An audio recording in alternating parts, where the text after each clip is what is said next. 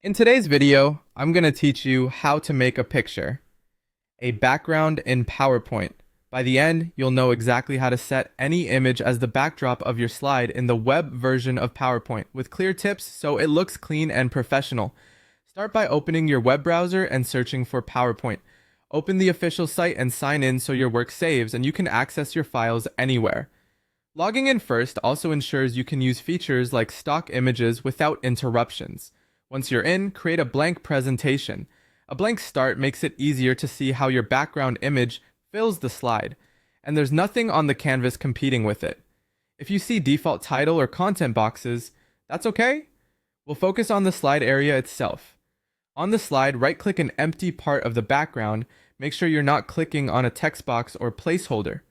If you are, click off it to deselect, then right-click the clear space of the slide.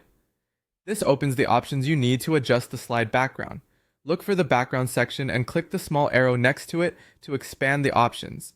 You're telling PowerPoint you want to customize how the slide background is filled rather than using a standard color. Choose Insert Picture. This directs PowerPoint to use an image as the background fill. Using Insert Picture locks the image behind your content so it doesn't accidentally move around while you edit other elements on the slide. At this point, pick where your picture will come from. You can choose this device to upload a file from your computer or stock images if you want to browse built-in royalty-free pictures.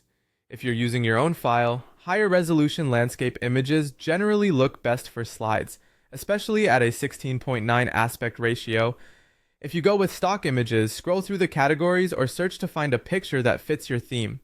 Consider the mood, color palette, and how text will read on top. Subtle textures, soft gradients, or images with open space usually make slides easier to read.